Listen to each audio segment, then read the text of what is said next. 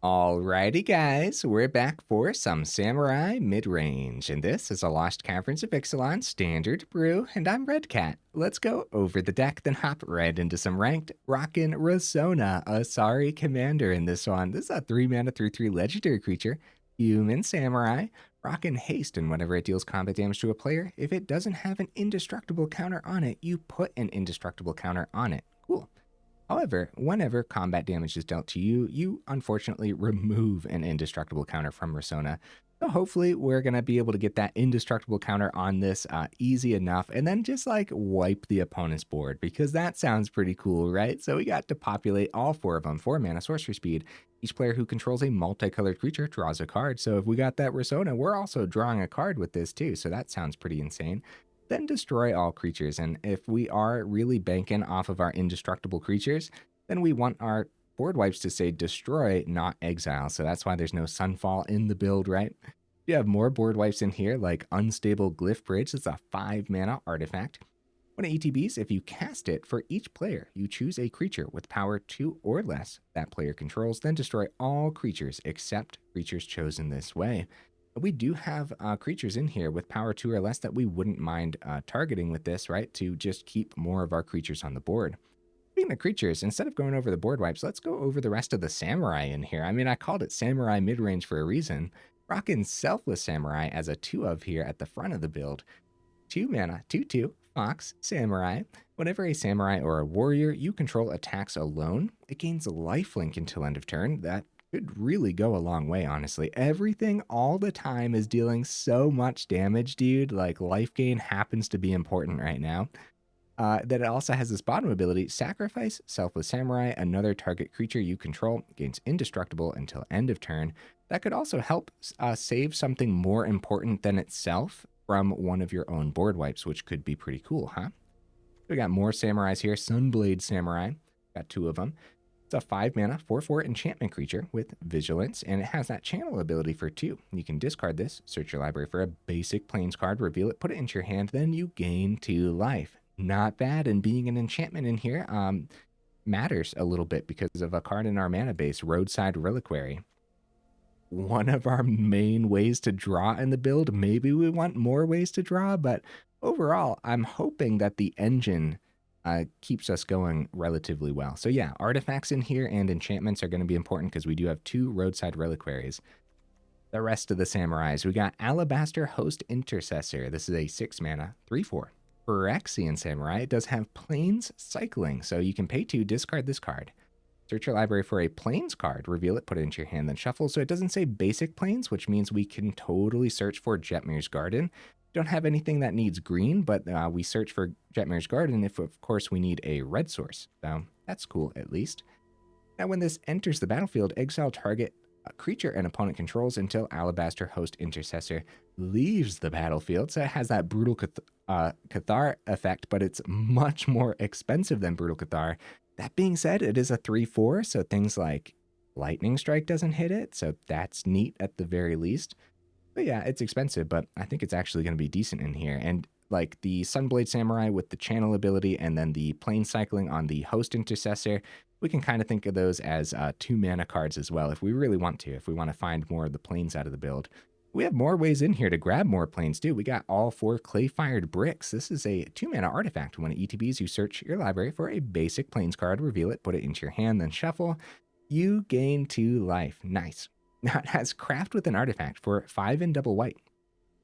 You can exile another artifact you control or an artifact card in your graveyard. Then you exile this card, you return it transformed. It comes out as Cosmium Kiln, which is an artifact. And when it ETBs, create 2 1/1 colorless gnome artifact creature tokens. Creatures you control get +1/+1.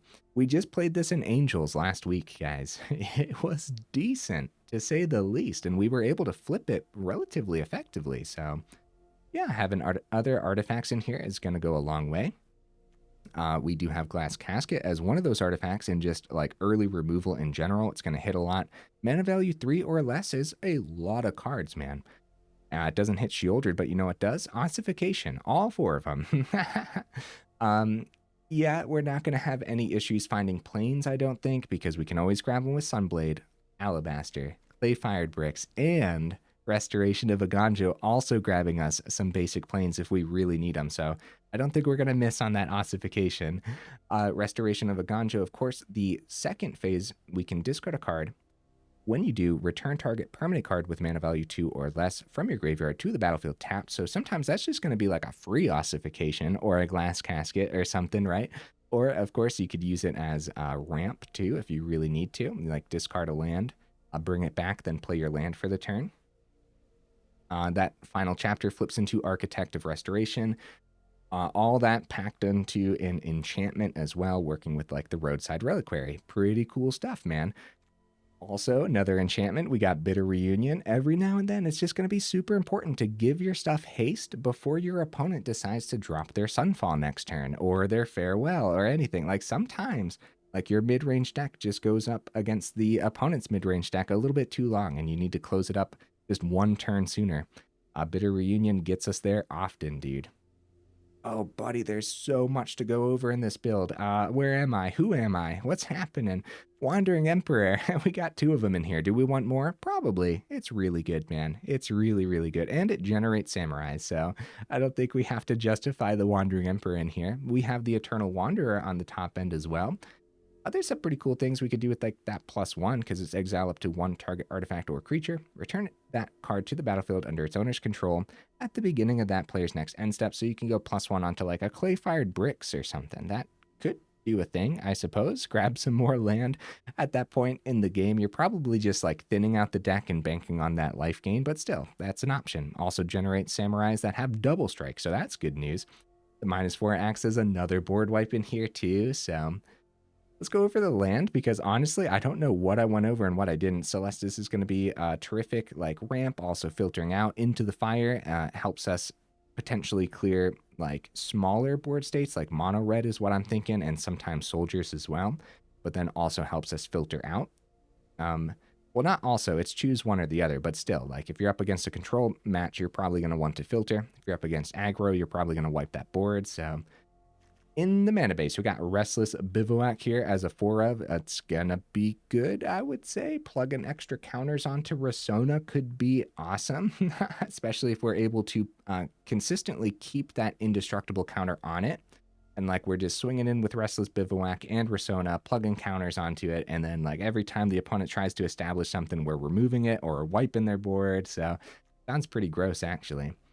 With all these land like Roadside Reliquary and Bivouac, also Mirrex, we have a single Sunken Citadel in here too. We get to choose that color. You can add 1 mana of the chosen color, but you get to add 2 of the chosen color if you spend that mana to activate land sources. So that's awesome, dude. Crucible of Defiance, Seat of the Empire. I don't know if that's everything, guys. I don't know why I'm getting like lost in this build. Did I go over the backside of Unstable Glyphbridge? You can craft this with an artifact for a 3 and double white. Comes out as Sand Swirl Wanderglyph. It's a 5/3 artifact creature golem that has flying, so this could also help you wrap up some games. Whenever an opponent casts a spell during their turn, they can't attack you or planeswalkers you control this turn. Each opponent who attacked you or planeswalker you control this turn can't cast spells, so it's either one or the other. Pretty neat creature. It's too bad it doesn't have like 4 toughness at the very least, though. Bunch of honorable mentions over here. I'm not going to take too long to go over them. I did think about other spot removal like Elspeth's Smite and Lay Down Arms. Could have been cool, but I don't know. Lay Down Arms is probably going to miss often in this particular build. Ambitious Farmhand. Should it just be Farmhand instead of Clay-Fired Bricks? I don't think so. Not in this particular build where artifacts kind of sort of matter, but it's an option to say the least. Thought about Ironcrag for more early ramp. Thought about Treasure Map because why aren't people playing this? Why am I not building Treasure Map builds? The last few times I played with this, it was really good. So expect me to play with this very soon. I thought about like other board wipes like Brotherhood's End, but the double red is probably going to get in the way. So Into the Fire doesn't have double red.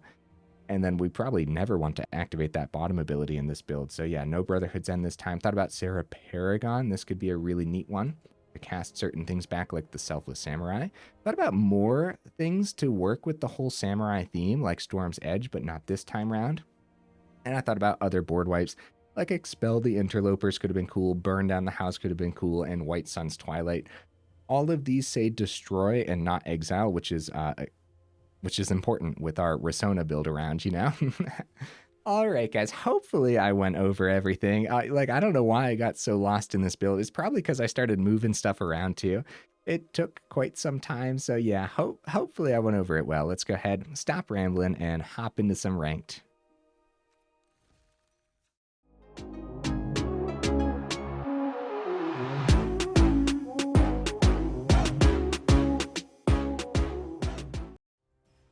All right, guys, let's see if we can get right into that first game. In the meantime, what am I expecting from the build? I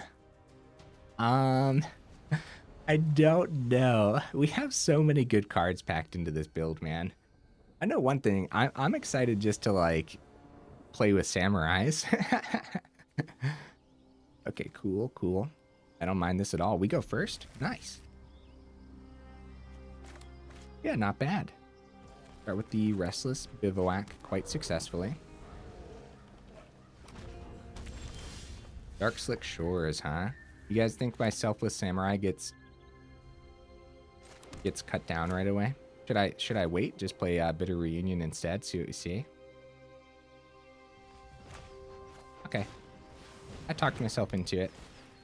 I'll get rid of the plains. And since we have, like, Sunblade... Okay, Restless Bivouac. Okay, nice. Restoration. An island from the opponent. Dropping a deep cavern bat. What do they want here, man? Restoration, right? Get that Restoration of Eiganjo out of here, they're probably thinking.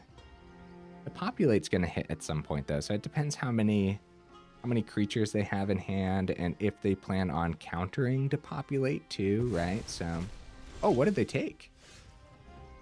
They took my Selfless Samurai. Oh. So I wonder what's in their hand then. They didn't want the creature on the board.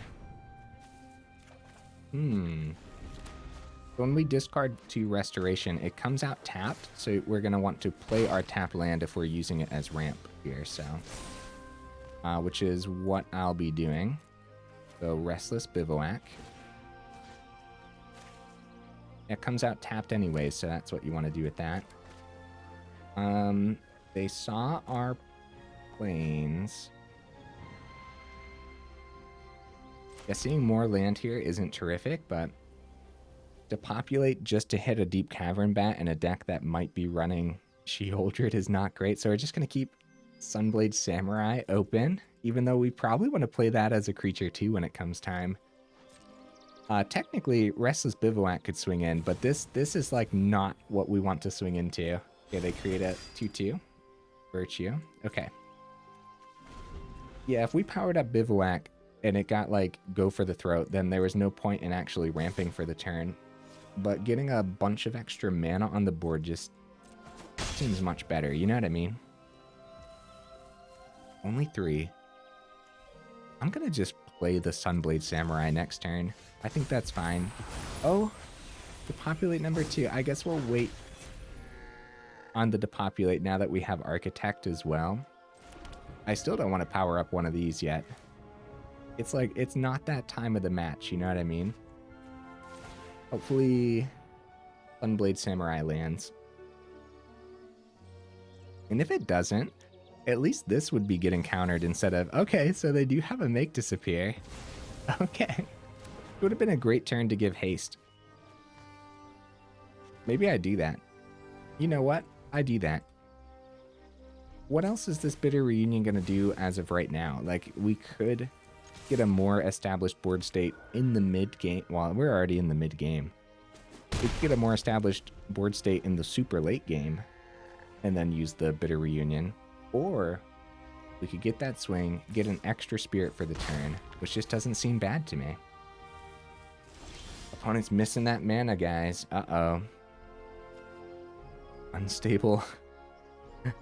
Unstable Glyphbridge, not doing a lot here. Okay, it's that time of the match now, I suppose. Let's power up the Restless Bivouacs and hope that... Oh! I'm 1 short from powering them both up. That's okay. So what we want to do is we want to get the Bivouac above the 2/2 and let them block the 1/1 for more. So if we didn't swing with the 1/1, they could have chumped the Architect for less damage. I think it was worth the swing still. And then next turn, like because we immediately replaced the 1/1. They found their 4th. So it's a tapped land, so it's still not like Wandering Emperor or anything. That's pretty unlucky for the opponent, unfortunately, guys. Although we haven't been drawing particularly beautiful either. But at least we found our mana, for sure.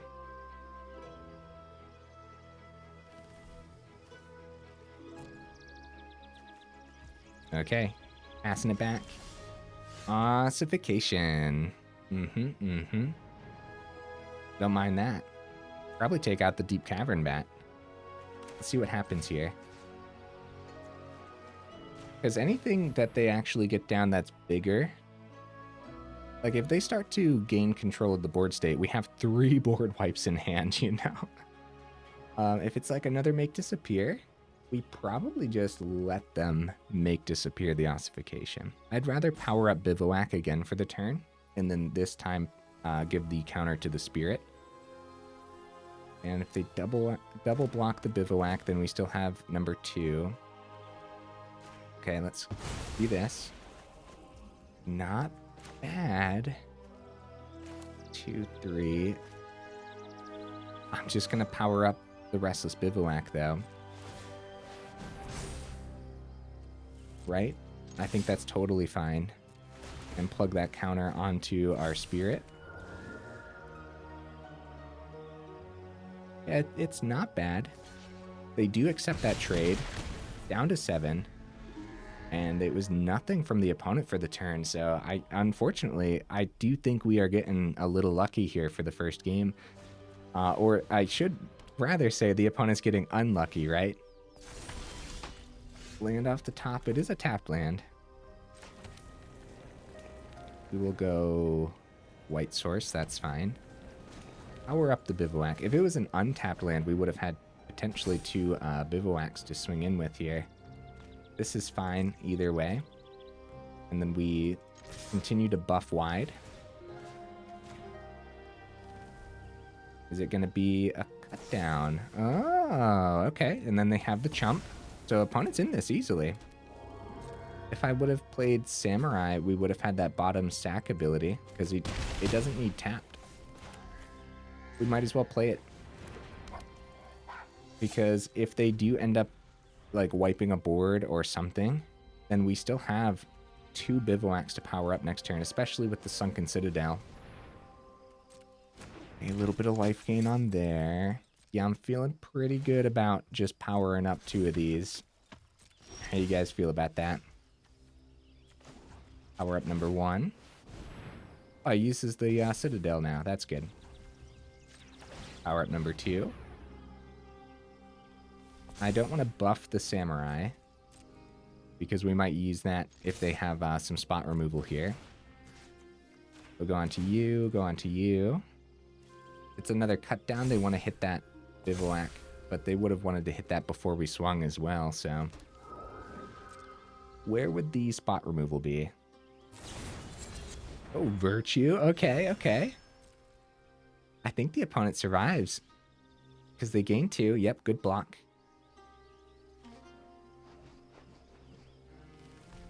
They're going to chump and take 5. So they're down to 1. It's going to be an uphill battle for the opponent. However, I think this is anyone's game, guys. This could get scary really fast. It's too bad they didn't see more mana, though. It's a little disappointing. Because I feel like this could have been one heck of a mid-range battle. Just based on our board wipes and everything, because yeah, if they had seen more mana, maybe this could have been wild enough to warrant actually wiping the boards, the slate clean a couple times, right? Yep, more chump blockers, and this time they do have 4 open for like a Wandering Emperor or something. Dude, yeah, the opponent's not out of this, man. They're just not out of this yet. Wandering Emperor gains them 2, Dennick will gain them 3. Dennick's a problem because it's a 3/4 with that flipped wedding festivity, so a block? Guys, is this still a full swing? I guess. And then what we want to buff here Oh, Dennick's a problem, dude. Dennick's a real problem. You want to buff the Bivouacs and then see where the Wandering... I guess Wandering Emperor takes a Bivouac, though. If I would have buffed the Architect, they wouldn't have been able to block with the Dennick, and then Wandering Emperor doesn't hit the Architect because it has Vigilance. They chomp that 7 getting through, they gain 3. They need a bit more here. They need that Wandering Emperor, and then they survive. Effectively survive too. Like they could pull this back. I'm a little bit scared.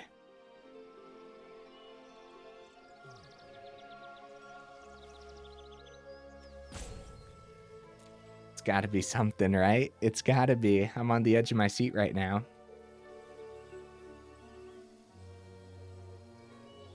Really shows the power, the incredible power level of Esper. Go for the throat on the Bivouac. That still lets them survive here, guys. The question is, do I let them take 3? They go back up to 1? Or do I want to use the Selfless Samurai to protect the Architect?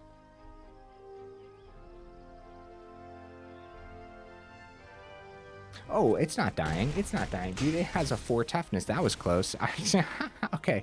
Down to 1. We lost a Bivouac. This could be really bad, guys. Dennick's life gain is incredible here, man. On their 5th mana, they could go Virtue. Dennick would go up to 4. We only have 1 Bivouac to activate. No spot removal in hand. Yeah, dude. We might be in trouble. And I'm concerned about it. Maybe it's time to wipe the board. 1 mana. What do you guys think this 1 mana is? Because Unstable Glyphbridge could be enough to wrap this game up. Restless Bivouac. Okay, I mean, that's not bad.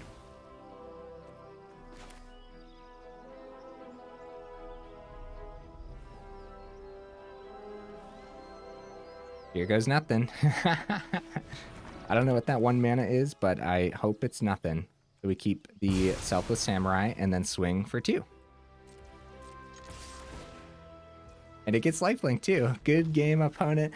Bro, if they had more mana throughout that whole game, like just imagine how that entire match would have changed. Like just imagine, bro. Like we probably would have used both Depopulates, right? It would have been a much longer game, I know that much.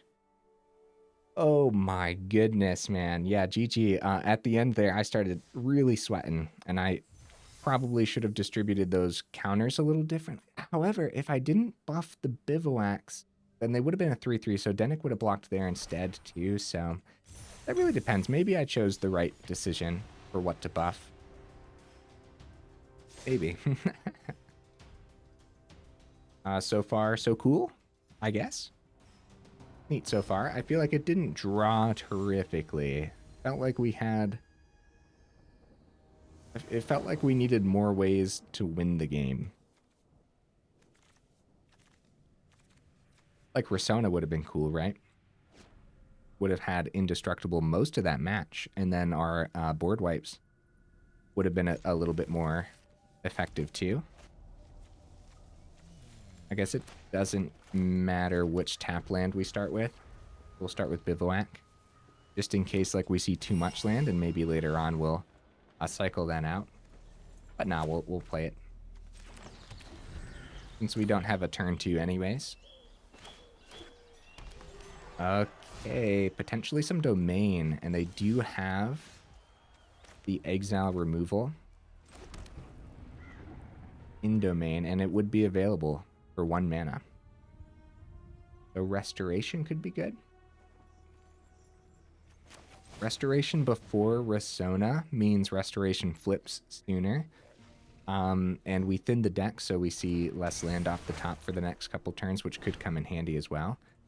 Outside of that, if we play Risona and it immediately just gets picked up by their exile, then that's not terrific, you know? Ossification does not hit enchantments. It hits creatures or planeswalkers. Also, yeah, we actually have to get a plains down onto the board for the Ossification, which I wonder if they play their Stomper for 3 mana, would it be worthwhile to discard Ossification and pick up their Stomper? Gonna be up the Beanstalk, keep the 1 open. Ah, man, it's gotta be... I can never remember the name of that card, but it's gotta be the 1 mana exile anything domain card. It's just, that's what I'm feeling.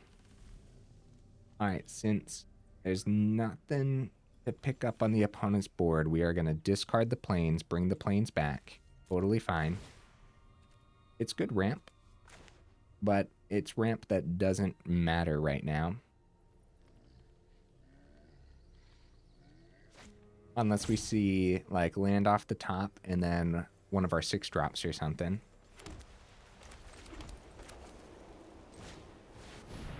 Risona. Yeah, this bar is headquarters, man. I don't know why I could never remember the name of that domain card, dude. And we've played with it so much, too, and, like, so many people play with it. As soon as I see it, I'll be like, oh, yeah, Leyline Binding. Dude, why can't I remember the name of that card? Oh, my goodness. Yeah, that's a beautiful card to pick up with the exile removal, unfortunately. Spunking. So their tapped lands enter untapped. Hit offerings, okay. That was the cave that they played with the Splunking. We did end up finding the 6th mana here. What's rough about the Unstable Glyphbridge, and one of the reasons we have 2 of them instead of 4, is yeah, it does pick up like the Restoration of Eiganjo very effectively. However, if like we had that Risona actually on the board with that indestructible, then that would not be picked up. Yeah, we're kind of built. Wait a minute, guys, why am I not swinging with Restless Bivouac? Did I click through? I did click through it all the way through. Oh well. Hopefully we don't lose by 3, and hopefully that counter doesn't come into play. We definitely should have swung because they didn't have like a white source open or anything. This was probably not removal. I just spam clicked to the opponent's turn, guys. I'm sorry about that. The Restless Bivouac, of course, was the swing. Like, there's a really good reason we have all 4 of these in here. It's one of our win conditions. And now if they keep all the mana open, now it gets much scarier to swing with that, because if they remove it while it's a creature, well, that could be really bad. They fired bricks is not bad, guys. Really isn't. Instead of that land discard earlier, I wonder if it would have been okay to discard the Unstable Glyphbridge. That way, eventually, we could craft it. Alright, guys, let's see if the Bivouac gets picked up. Let's see. I'm going to plug that counter onto... itself. Both of these have a huge target. Oh, nice. We got that damage through, guys.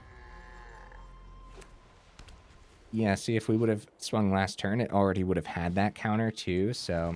Okay, Sunfall number 1. Bivouac still doing a thing. See, more lands. Yeah, we really did not need that ramp early on, so I am wondering... That's what we should have done with the Glyphbridge. Actually, I wonder if we play this. Probably not, right? Let's go for that swing. Tough decisions, guys. Both of these matches, we just like have these board wipes chilling in our hand. Not exactly the games I was expecting to go up against when there's so much like creatures to wipe all the time, but not right now. You know what I mean? Hey, while we're here, guys, while we're here chilling in the middle of the video, we do got that Discord link down in the description, as well as that Patreon link as well. If you're interested in joining either of those up, I'm gonna go for the block here with the Incubator. At least we're going to have something to hit with our board wipe, man. No, we're not. Unstable Glyphbridge doesn't even hit that. Because it has power 2 or less. Aw, man. I mean, I guess we could pick it up with Ossification, right? Okay, they go for the chomp. And I guess we still play the planes. No reason to not, I would say.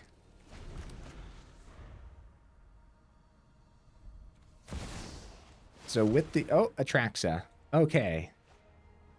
First of all, crap, they restock their hand really nicely here. Wait a minute, they don't even need to restock their hand. Okay, I mean, it is what it is. They'll probably grab Atraxa number 2. Ossification isn't something we necessarily want to do to Atraxa because they just go like Leyline Binding the Ossification, then get the Atraxa ability again. Couple awkward matches here, right, guys? Yeah, a little bit. Couple awkward ones. I think it's still going to be Unstable Glyphbridge just to get an artifact onto this board, though. They have 11 cards in hand. They have to discard so much, dude. Okay, they did find a land to play, so they have 10 cards. Flunking, Atraxa, Herd Migration. They have 35 cards left in the deck. They have officially drawn 10 extra cards. Guys, we just keep up the removal. Maybe they'll accidentally deck themselves out. So the plan here is then 5 mana spot remove the Atraxa, then have the Craft with Artifact available probably on the Clay-Fired Bricks over anything else, I would say. Land off the top would mean we'd be able to power up the Restless Bivouac next turn too, which could be really good.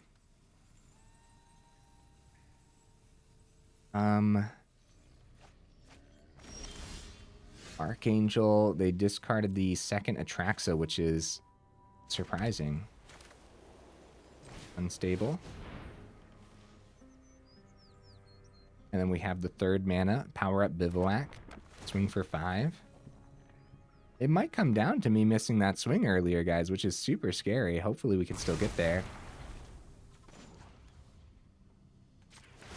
Let's see if they have Leyline Binding number 2, because that's a stocked up hand to not have the second binding. Is 5 hitting? It is! Down to 16. Wow. Oh, buddy. Now, if we power up Clay-Fired Bricks next turn... Right, so if we power up Sandswirl Wanderglyph, it'll probably die, right? It'll probably just die. Like, right away. So we should power up the Clay-Fired Bricks instead, get a couple tokens at the very least, and then have our creatures have that buff for a lot longer. 3, 4, 5, 6, 7. I mean, Herd Migration, we still have the board wipes, guys, so... At that point, though, if it's Herd Migration... Okay, Atali up the Beanstalk. They have 32 cards remaining. Let's see what they hit from us. Hopefully nothing terrific. Archangel, nice. That's from their deck, obviously. What do they hit from us?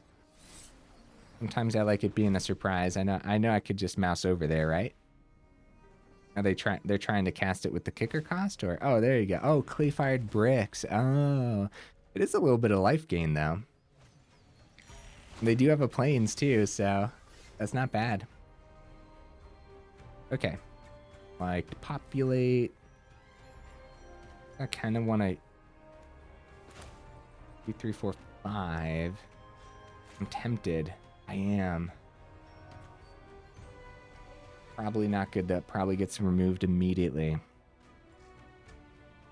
Some smaller stuff here. No, it's just Depopulate. Right?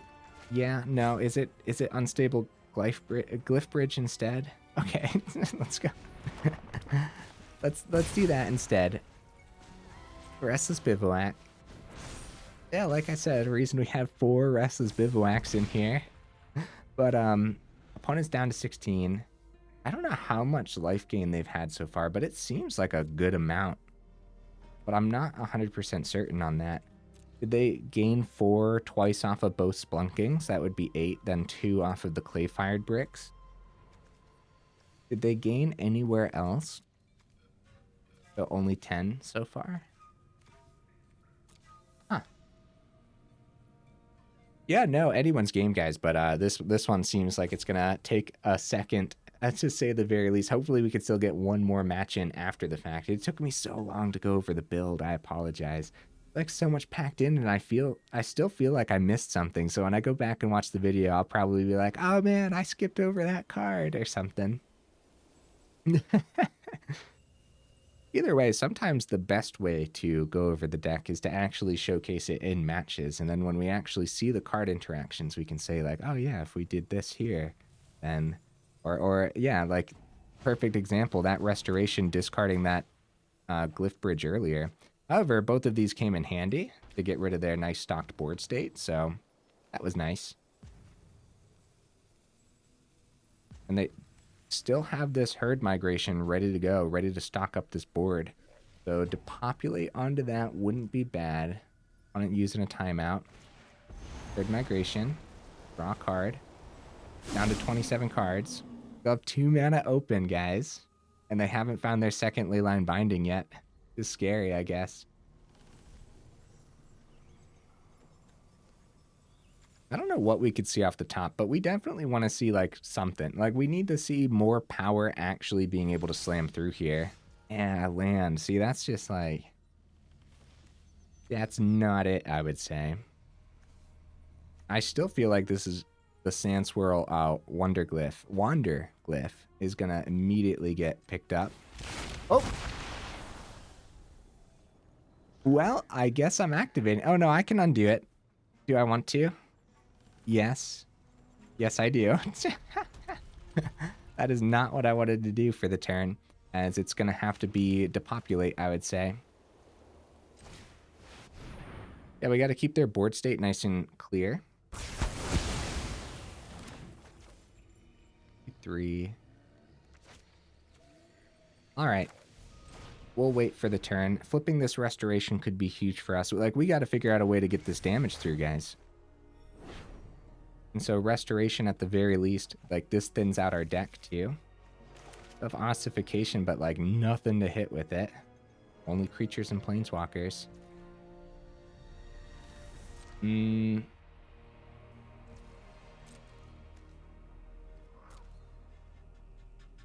No real reason to have a free Ossification next turn off of this too. Who endures? That thins out our deck further, and we are able to use the, first of all, we'll grab the Jetmir's Garden. That's not bad. Oh. Yeah, that was at my end step. Yeah, okay. Yeah, for the craft with Artifact, we can still use that from the grave, so that's good. Yeah, Tali number 2. When it's at 25 cards remaining in the library, guys. We might not have time to play another match. This one might take another 10 minutes, legit. They grab our host. Oh, we don't have creatures. Oh, I got scared. I got scared for a second that was going to hit anything. Up the Beanstalk. Archangel. Did they kick it a few times? Oh, they did. They kicked it once. Okay, yeah. This only hits creatures. We need a little bit more power here. Another board wipe would be great. Opponents like stacking their board state pretty effectively. And we like Ossification onto Atali again. Isn't that great? If they go Leyline Binding and get that ETB again. Okay, there's Leyline Binding number 2. Opponent going down to 22 cards in their library. They have officially drawn 16 more cards than us. Okay, they take our Glyphbridge. Okay. So board wipe off the top would be good, but like as long as we have a couple turns to do something, because Ossification is emergency removal when it comes time. Wandering Emperor, okay. So I guess free Ossification, Archangel's fine. They get that Atali ability again, like we're just like doomed. So let's hit Archangel, let them swing.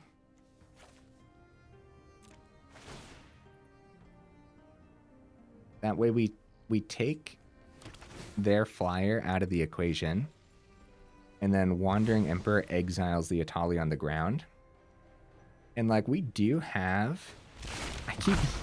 we do have 4 mana. So we might as well activate this, right? Let's do it. Let's do it, guys. That's wild how much mana we end up having here. I might as well play the Plains too, right? No reason to keep it in hand. If we were up against like a Liliana deck, then we would probably keep it in hand, but I don't think there's an actual reason against a domain build. Herd Migration, they go for the cycle instead of playing it out next turn. So maybe they have another one in hand already.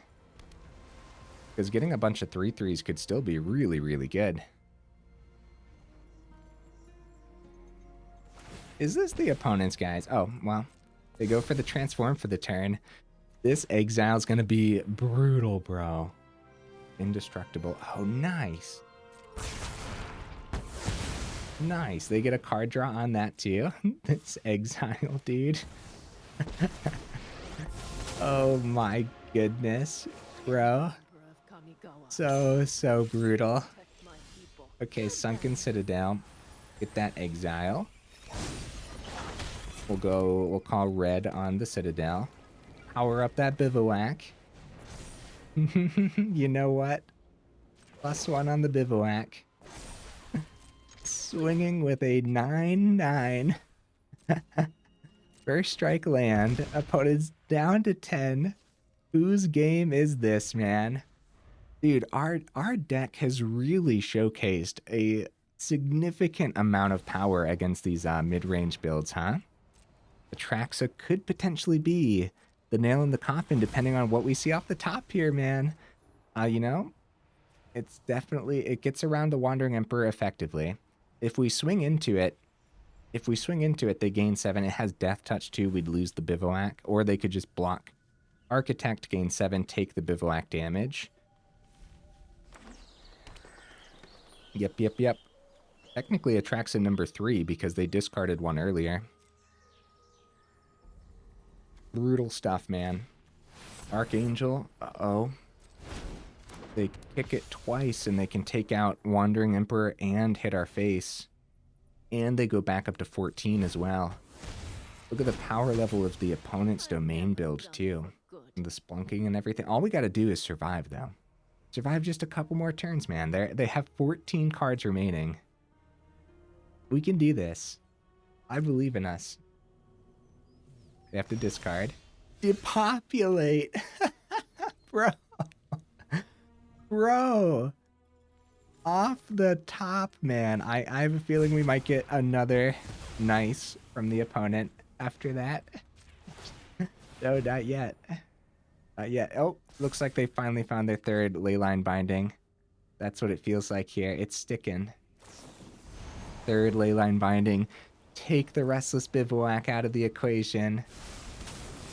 Okay, 3 Atraxas gone. 2 Atali's gone. Whoa.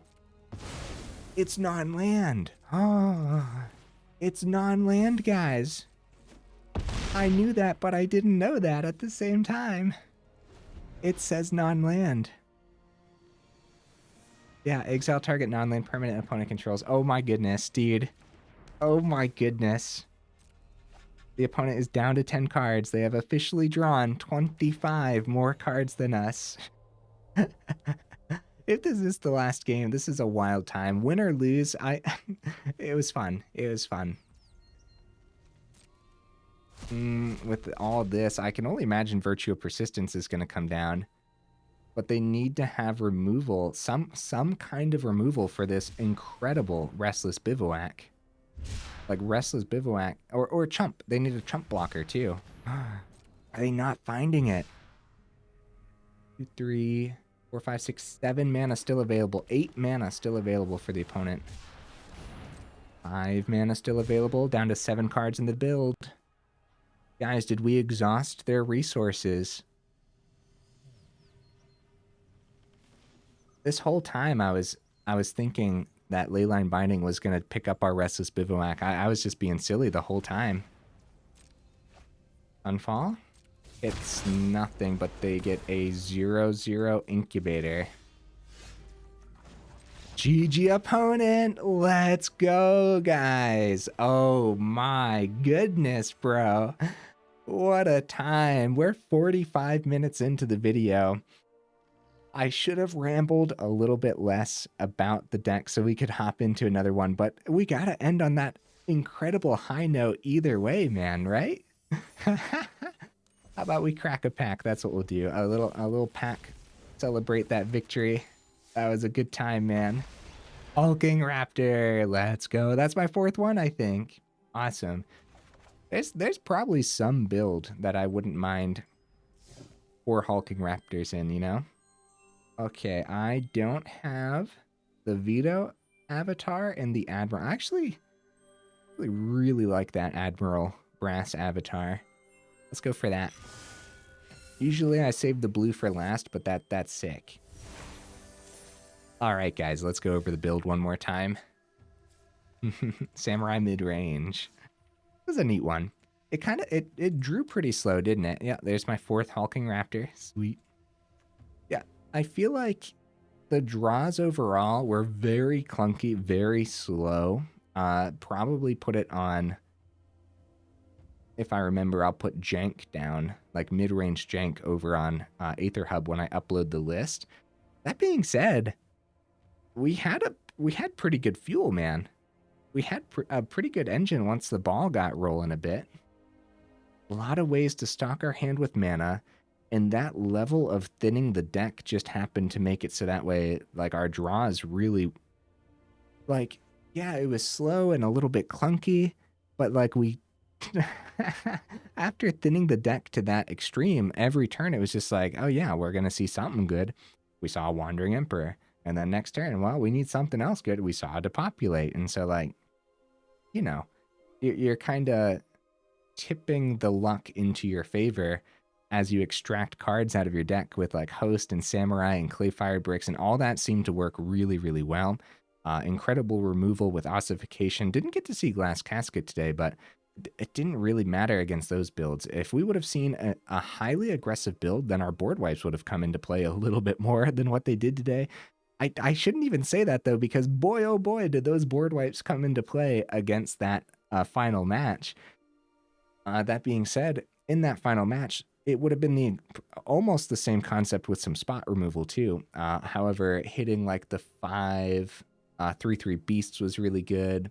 And when they restocked with a Tali, that was the Wandering Emperor's round, right? So yeah, man. Yeah, we probably want 3 or 4 Wandering Emperors first of all. Like this card was so essential to see off the top to take that Atali out of the equation. But then it's also just going to be so essential to see off the top anyways. And it's going to be one of the ways to actually get that engine rolling too. So 3 of them. Yeah. What do we drop? I have no idea. Everything packed in here was already so hard to pack in here. So it depends. I found the card I didn't go over. At least one of them early. Okay, Get Lost, guys, is another piece of spot removal. Destroy a creature, enchantment, or planeswalker. Its controller creates 2 map tokens.